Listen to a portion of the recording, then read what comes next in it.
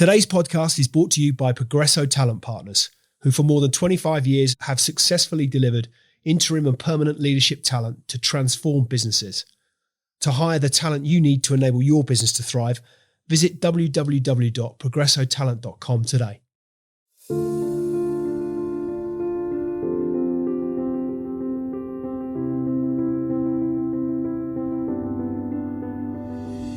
Flexible leadership isn't about style or softness. It's about letting go of ego, decoding what's truly needed, and moving with precision in complexity. My guest today is Kevin Eikenberry, author, speaker, coach, and one of the most recognized voices in leadership development over the past 3 decades. He's built a 30-year business around one idea, that leadership is not about control, it's about potential, and that great leaders don't cling to rigid playbooks. They move with precision in complexity. They adapt, they evolve, they listen harder when things get louder. But this isn't a conversation about frameworks, it's about identity. Because Kevin didn't just write the book on flexible leadership, he lived it. He's had to unlearn the habits that made him successful, let go of the instincts that built his reputation, and lead through the kind of ambiguity that can shake even the most seasoned operators. This is a conversation about ego, adaptability, and what happens when the leadership style that built your success becomes the one thing holding you back. So what's the story behind the story? Without further ado, let's get into it.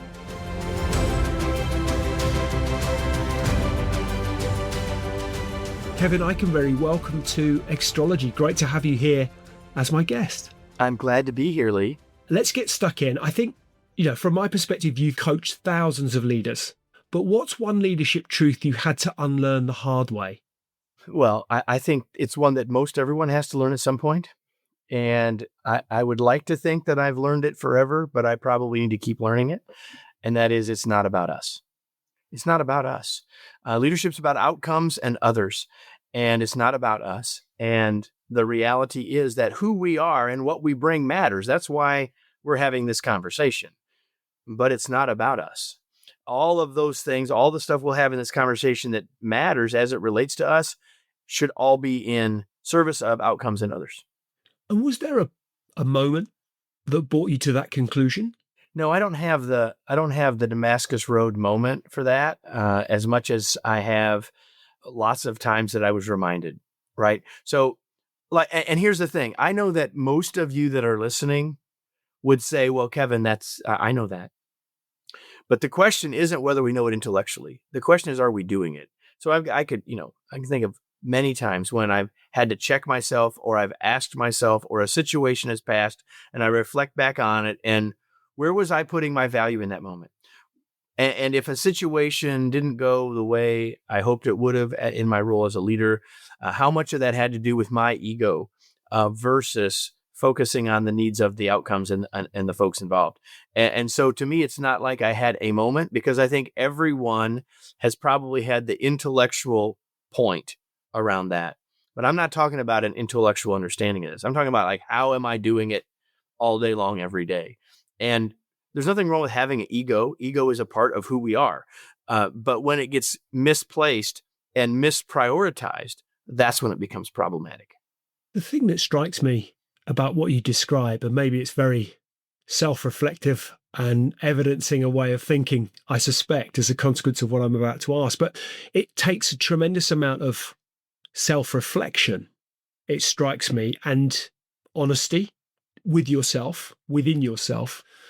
And I suspect, therefore, a confidence in yourself to be able to acknowledge those times where we do need to be thinking, well, it's not about us. For the reasons that you mentioned, it is about service, it is about others, it is about how we are showing up for others. And that can take experiences, it can take years, frankly, to arrive. Had you always been that reflective and that self-aware, do you think? Or is it a consequence of circumstances that have gotten you there? Well, I'll take it as a supreme compliment for you to say, well, you seem to be pretty self-aware, Kevin, because I think, well, all of the research says that as humans, we're not nearly as self-aware as perhaps we think we are, right? And so I think what I learned a long time ago, my background in this world is I was in business and I was leading, but I really got into the business of learning and development. And I got into the business first when I was still at Chevron 100 and ever years ago of training trainers around the world. So I was training subject matter experts in Chevron organizations around the world how to be better at facilitating learning.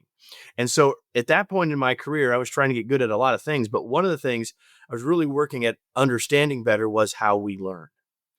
And you can't work on learning how you learn without realizing the importance of reflection, of debriefing experiences, of not just reflecting on what happened, but then applying what happened, applying those reflections. And so perhaps it's all of that time that I was in very serious study of getting good at that work, which is obviously still connected to the work I do today, where I realized, again, beyond sort of intellectually, the importance of reflection as a part of self-awareness. It's, the moment of discovery learning is the most powerful learning moment that we have, right? And so as a leader, if we're coaching someone, when we find someone in that what's sometimes called the teachable moment, the moment when they're saying, this is what I need, and we can help them find that, that's an incredibly powerful thing for us to do, right? So I walk into my desk in this studio for a conversation with you, really hoping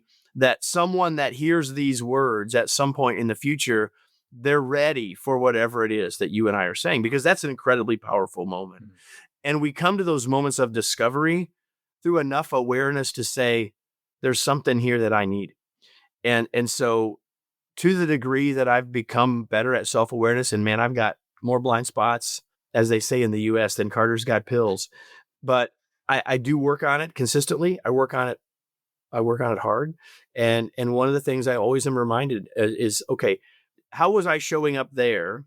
For what reasons was I showing up? And if it didn't go well, how much of that might have been misplaced ego prioritization?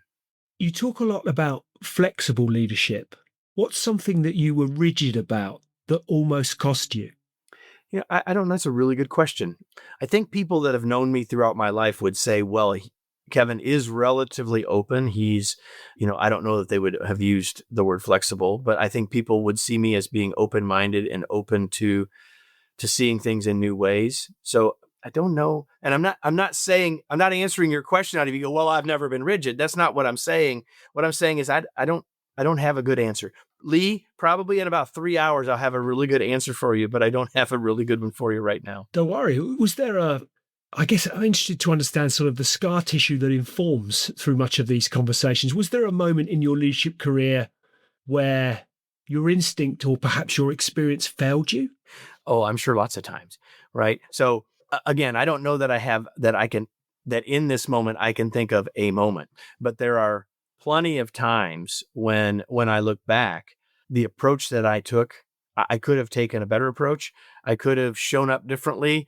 I could have done something that would have gotten a better result. And what I did was probably my natural instinct, or what I did was what my natural tendency was. In other words, in that moment, I was in autopilot, which is where most of us are most all the time. And in many parts of our life, that's where we need to be. Like if we can't operate on habit at some level, our mental capacity drops drastically, right? If everything has to be conscious. So, but if I look back, there are plenty of times when, okay, that didn't come off. My communication didn't land in the way I wanted it to land. And that was probably because I did what came naturally rather than doing what the situation suggested to me, which is the core of this idea of being a flexible leader, that I should be more aware of, we should be more aware of the context of our situation and then say, what's the best way for me to lead right now? Not, this is how I lead, right? Which is leaning into natural tendency, past experience, autopilot. So I had lots of those situations where afterwards I would say, man, that didn't go so well.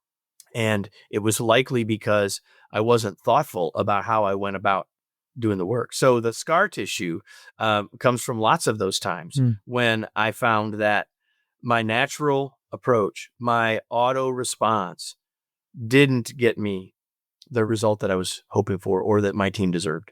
But I think that's what I love about that answer is there's an authenticity to it that makes you wonderfully human. And I think people respond to that humanity. We are all, none of us, perfect. We're all. I describe them as our perfect imperfections. What makes us wonderfully human.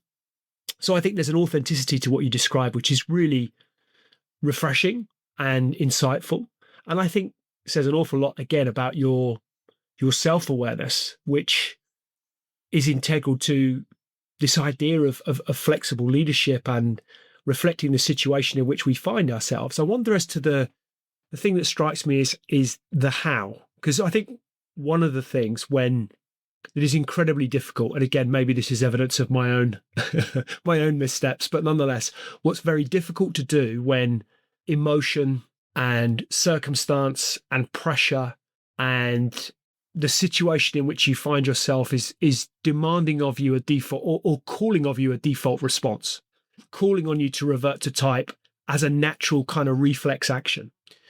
To have the wherewithal and the courage and the capability and the tools to be able to step back and reflect is not easy. And there's history is littered with examples of people who failed spectacularly to do so when the moment demanded it of them. So I guess what would you say to that? What advice would you give someone who's sat there thinking, yeah, I absolutely understand what Kevin's talking about, but how I do that, I don't know, because my default is whatever it might be. Is my default. It's like, it's what I do. Yeah. So here's the thing. There is no question that what I'm suggesting, what I've been saying and what I'm suggesting in our work around flexible leadership is difficult, because it's asking us to challenge, to pause against our natural inclination, right? Now, that is not to say that our natural inclination might not often be exactly our best choice. What I'm not saying is forget what you already know. What I'm suggesting is consider what you already know based on the context of the situation to decide if your natural approach, auto response, is the most effective right now. That's the question. And that does require us to stop, right? And so there are some triggers that we can look at to help do that. But I want to go back to something else real quick, something else that you said earlier that I think is really important, that I wanted to underscore for everyone. And that you were talking about the human component of leading. And I would say, I wrote this in a book that came out, I guess, about 17 years ago, something along this line. I don't know exactly what I wrote, but I know it's basically this, that as we become a better leader, we become a better human, and vice versa. So I mentioned that where I started in this world of learning and training and development was in the space of adult learning and helping people, facilitating learning with others. And from that, why I ended up working with leaders mostly was I found that it's the intersection of personal and professional development.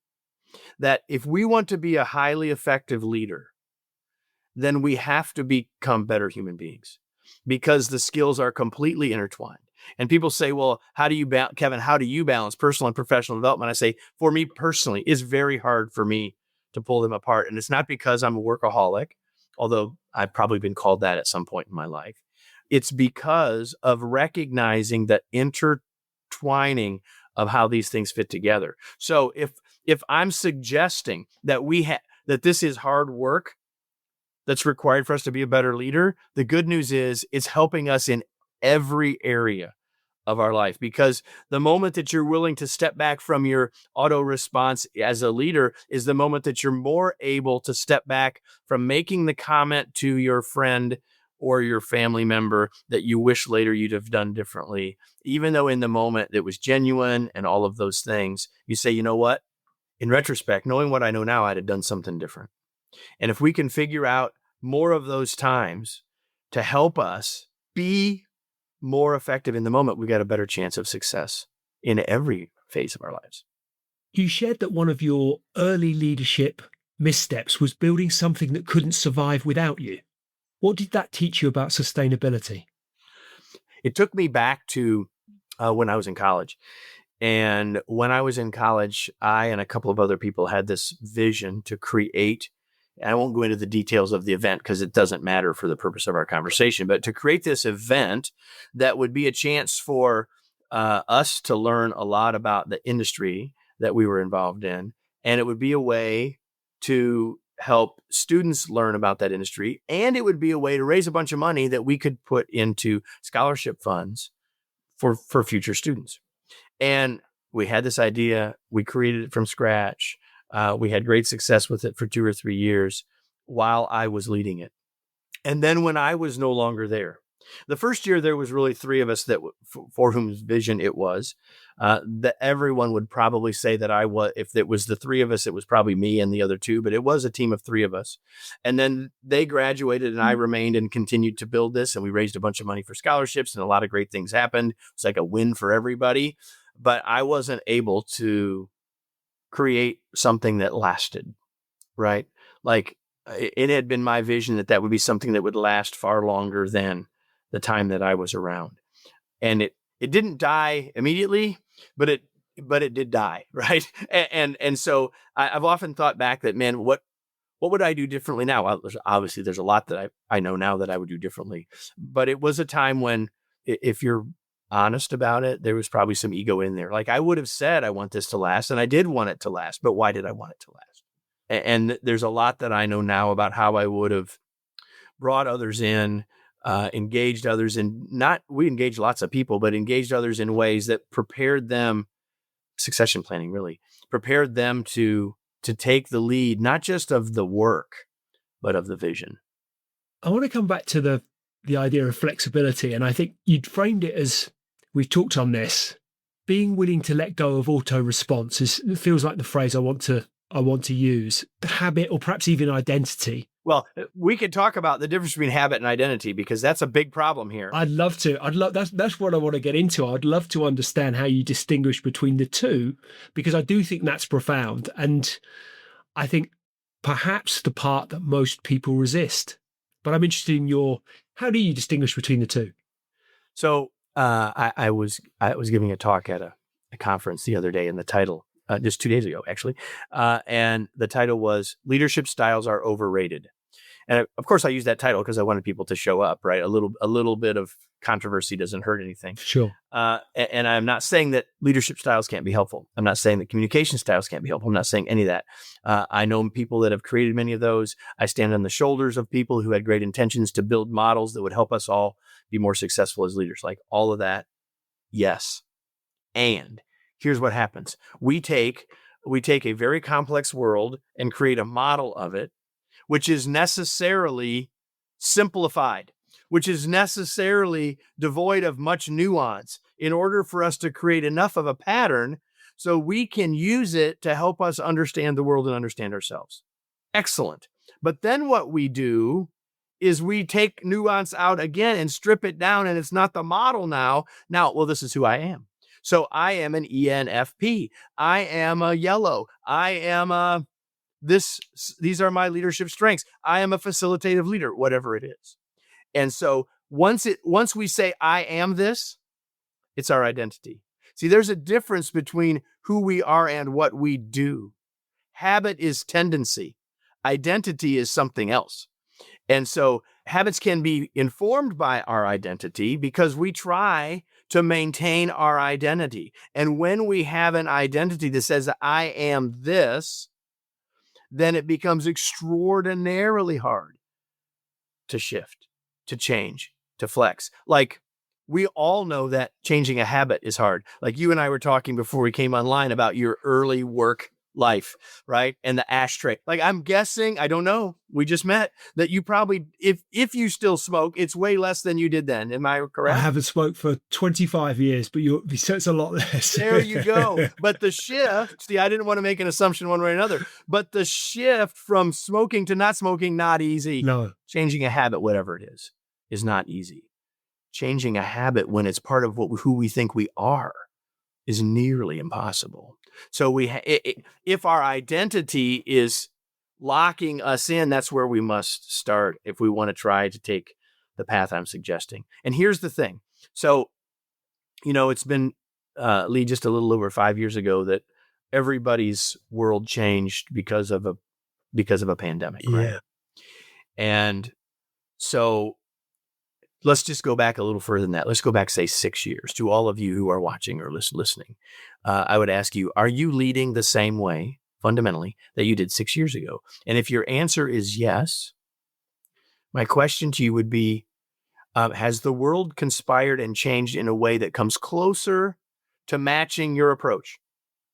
I won't bet on that. I'll bet the opposite of that. That if you've stayed in one place and the world has moved around you, it has not gotten closer to your approach. It's likely, highly likely, that if you are not flexing and changing with the most drastic changes in the way we do work in longer than our lifetimes, then you are almost assuredly less effective now than you were 6 years ago.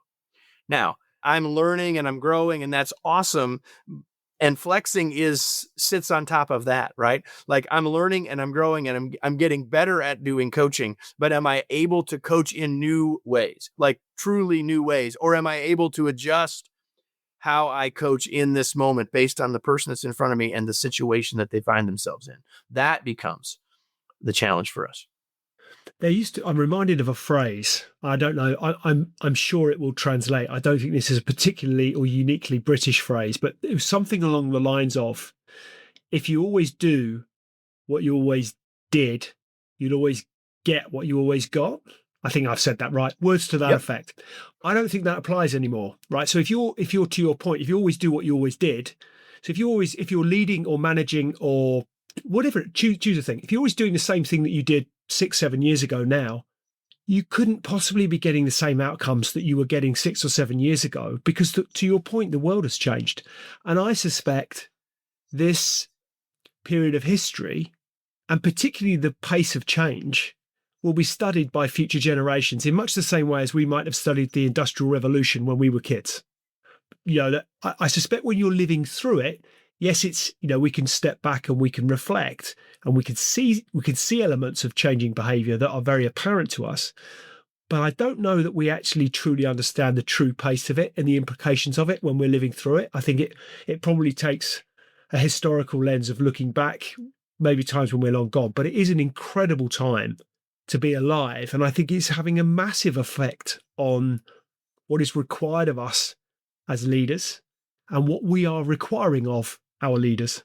So I'm going to take the last thing you said first and say that for basically in round numbers, in basically the last 100 years, there have been people in some way doing what I do, trying to help organization improve and develop their leaders. And certainly if we don't want to go back much, we don't go back much more than 100 years if we take military out, right? Because it's, again, in rough terms, it's 100, 115 years since we have mass production, assembly lines, huge numbers of leaders, like the world. That was a big world change, right? And so we've been working at figuring out how to help leaders grow and get better for, let's just say it in that regard, 100 years in round numbers. And we, organizations, have invested massive amounts of money, rightly so, to try to improve the quality of their leaders. And the overall, across the board, return on that investment has probably not been all that awesome. Now, you've got a lot of people that have grown a lot and learned a lot and gotten significantly better. I'm not saying that organizations haven't had leaders get more effective, but for the bar to be raised for all of them hugely, probably we haven't been all that successful at it. And so what that leads to is a couple things. Number one, that leads us to some people saying, well, we're going to quit investing in that because we're not getting a return. And others who keep investing in the same ways and not getting the returns, but they know they need to do it, even if they only get, great returns from a few number of folks. And so what I'm suggesting is we have to continue to think about what is the model, what is the framework, what is the approach that we need to be helping our leaders apply, because everything we've tried hasn't been as successful as we wanted it to be. And now, to your point, the world's changing faster. So my belief is that leading in a flexible way is part of that solution. It's really moving beyond a style to a moment, and it allows us, flexibility is what allows us to navigate uncertainty. because, as you said, the world's changing rapidly. So if I can go back to, if you don't mind, I'll go back to that point for a second. And when I was writing the second edition we, with my co-author, were writing the second edition of The Long Distance Leader, which first came out before the pandemic. So as we were writing the second edition, I was rewriting some pieces around perspective. And so if you think about it this way, if you go back about 160 years, here's how society framed work: 12 hours a day, 6 days a week.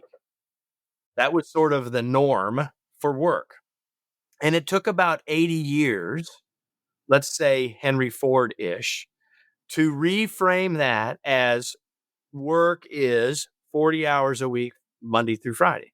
Now, I'm not saying that everyone worked 40 hours a week, Monday to Friday, but what that means is, and you can remember back 15 years ago, if you didn't work 9 to 5, 8 to 5, whatever, Monday to Friday, the first thing you said in a conversation was, well, I work weekends, or I work third shift, or I, whatever. Like, everything was still framed around that. It took 80 years to go from 6/12s, right, to 5/8s.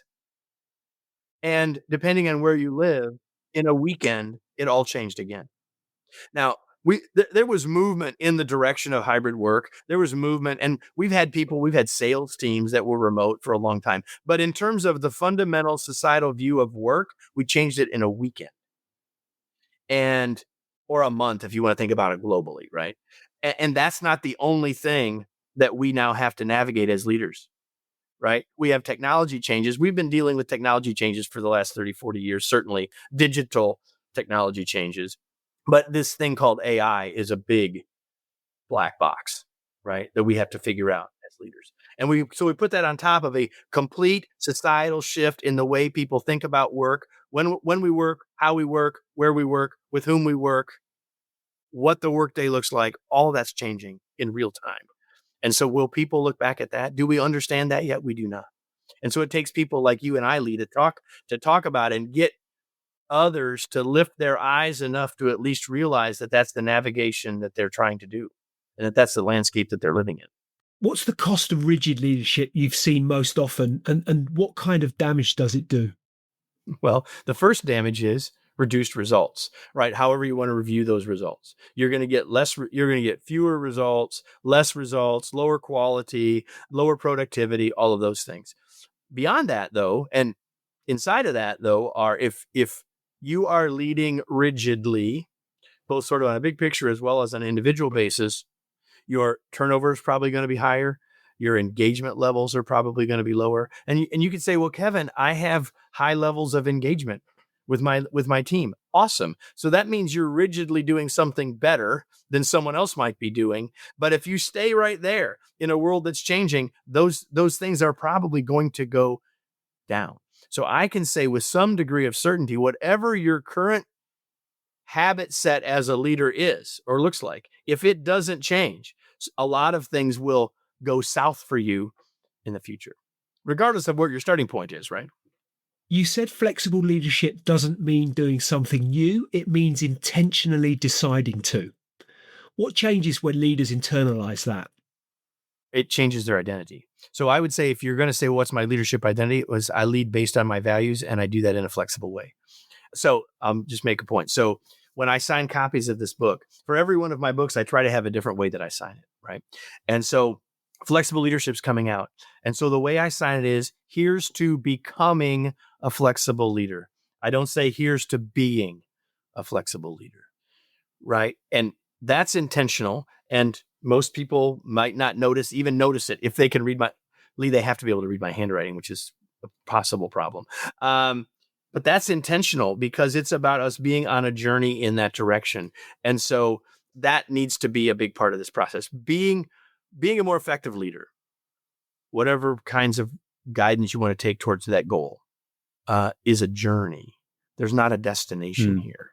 And if once we think we've arrived, our blind spots get bigger.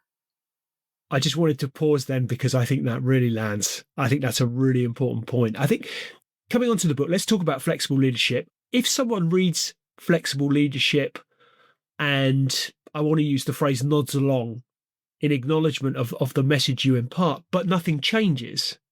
What did they miss?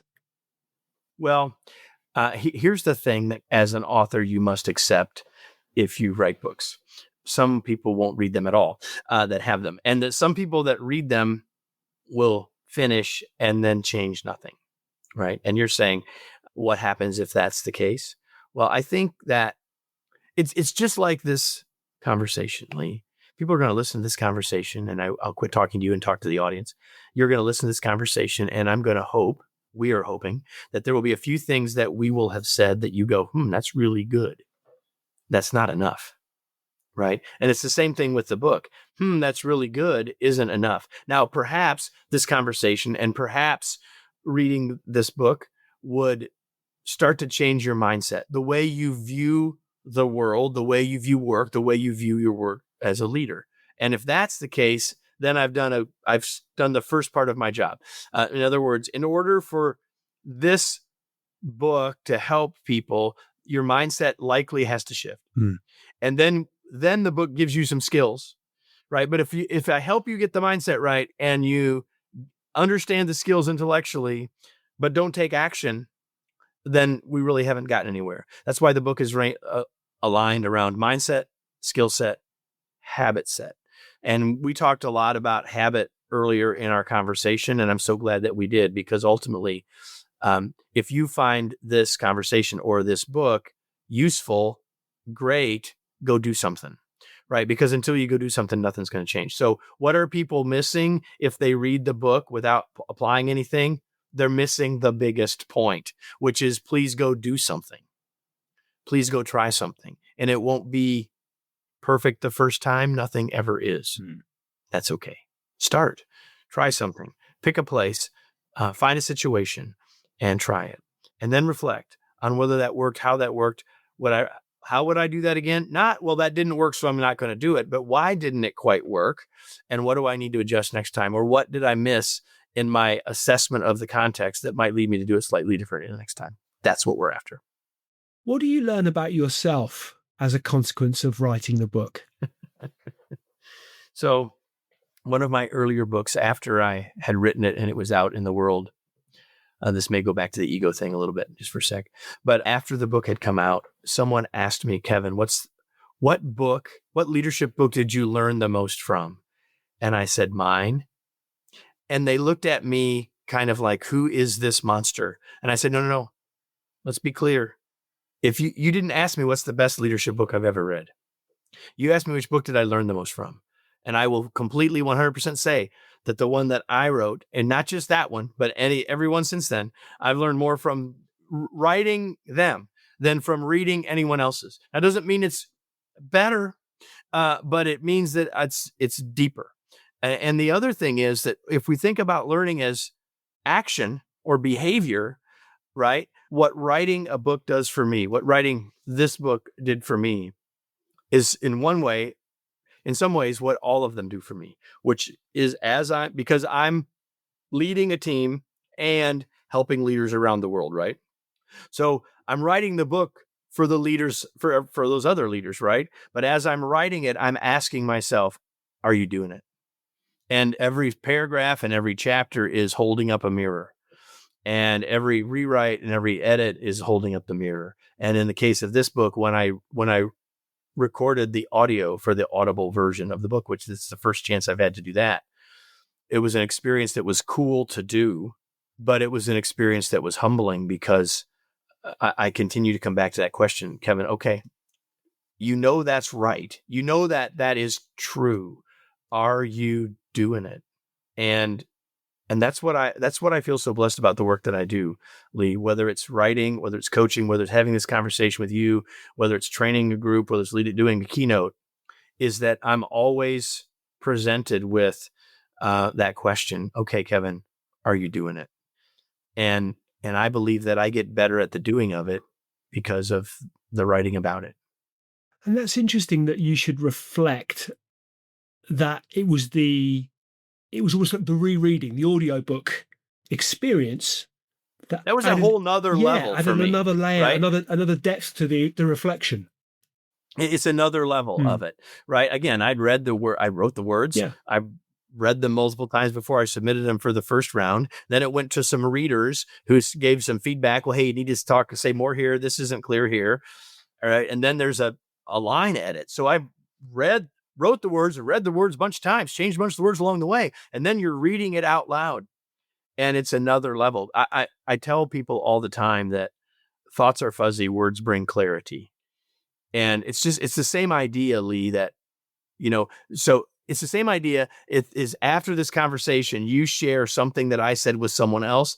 In the sharing of it with them, it becomes more yours, right? And it becomes more about, you have a deeper understanding of it simply because you had to re-explain it and say it to someone else. We all know that, have that experience, right? That if you want to really, and it seems trite, but it's completely true. If you really want to learn something, teach it to someone else. You close every podcast episode with "Now what?" I do, and sometimes even when I'm the guest, if I get the now chance. what? What's the most powerful "now what" you've ever asked yourself? That's a great question. Here's what comes to my mind: the question, the response to the question of, like, in reflection, like something I did. I'm thinking back and reflecting on it. Is the question of, was it worth it? Was it worth it for me to try to look smarter in that moment versus not? Right? Was it worth it for me to take that risk or not? Was it worth it for me to make that choice or not? It seemed like in the moment it was, but in retrospect, knowing what I know now, with 2020 hindsight, was it worth it? That's what struck me as you asked the question. So there you go.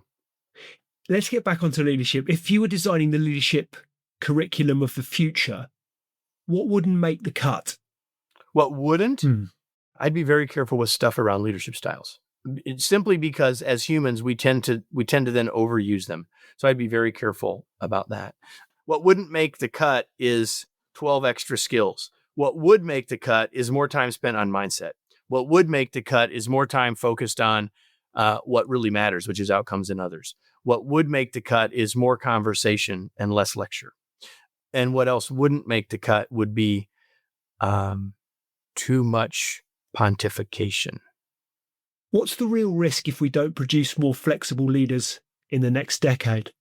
Well, I believe, Lee, that nothing positive happens in the world until someone leads. Like, things can devolve on their own, right?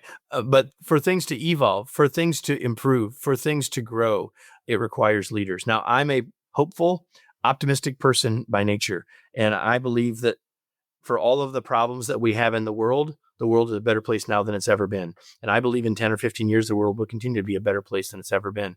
But it will require us to have leaders that continue to keep a perspective, to look forward, to think bigger, and to help bring people along with them. So for that growth trend to continue requires leaders. I believe that history shows us that we will have those leaders.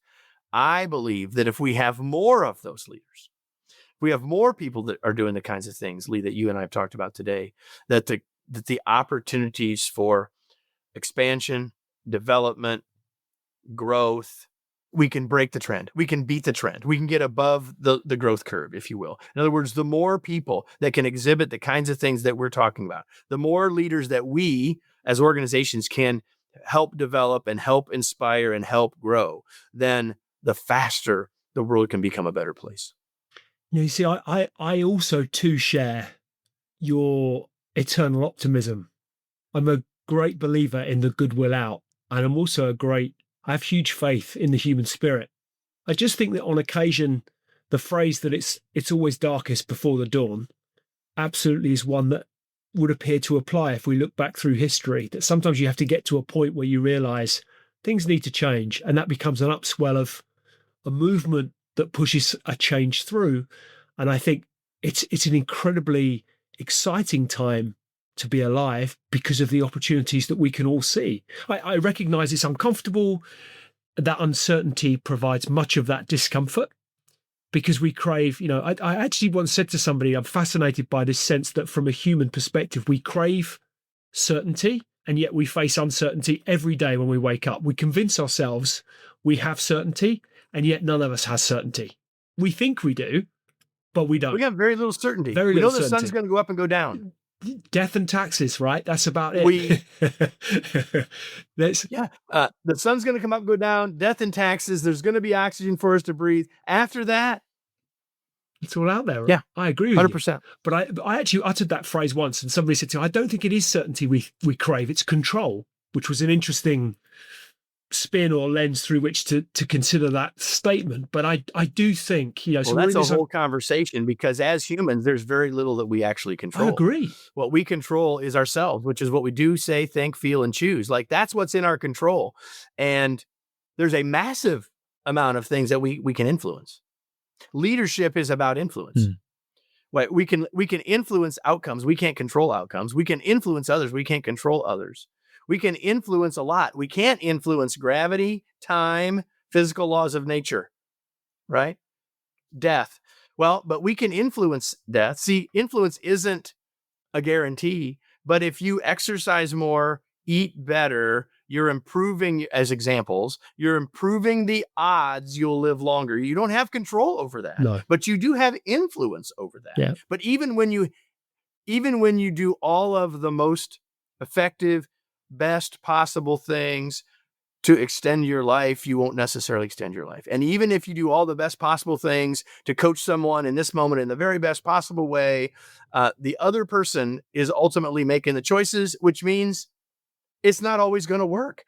Everything we've talked about today from the start has been about influence, which is in some way or another, how do we improve our odds of getting different, better results?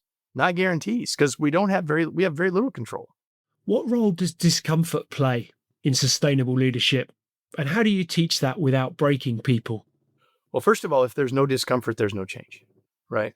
Right. If people are completely satisfied with where they are, why would they change? That's why people say things, if it's not broken, don't fix it. Well, why would we need to fix it? It's not broken. They are satisfied. Now, they may not be delighted, but they're satisfied, right? They would say, well, things are fine. And if you have a significant other who's ever told you that it's fine, you know that fine is not perfect. Like, we know that's true, right?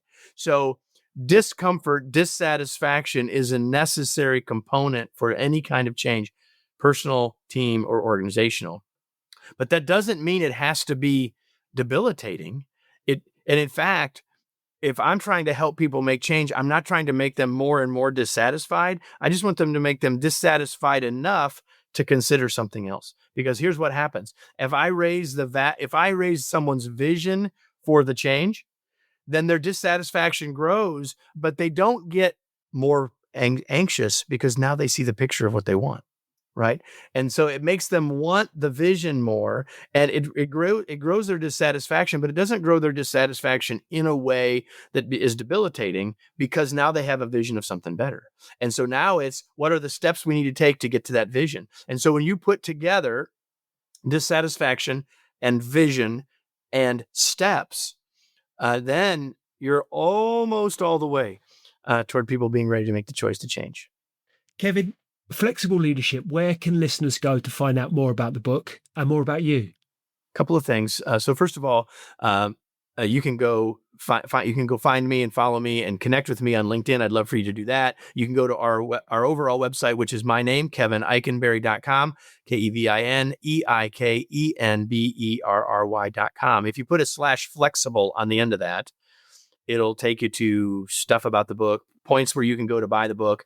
Like, wherever you want to buy Flexible Leadership, you can go do that. But if you go to KevinEikenberry.com/flexible, it'll point you some places to do that and give you a sample chapter to the book. So that'll give you an awfully good place to start. Fantastic. It's been a pleasure speaking with you, Kevin. I think you've showed us that flexible leadership isn't about being soft. It's about being self-aware. That's the thing that struck me, that the real strength isn't in holding the line, but knowing when to release it, was the phrase that sprung to mind. And that presence and not performance is the leadership skill we need most when things get hard.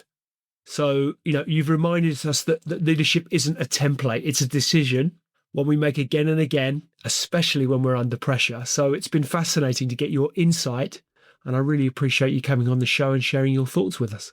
I have thoroughly enjoyed our conversation. If those of you listening gain as much from this and enjoy it as much as I enjoyed sharing it with you, Lee, then all of you will be lucky.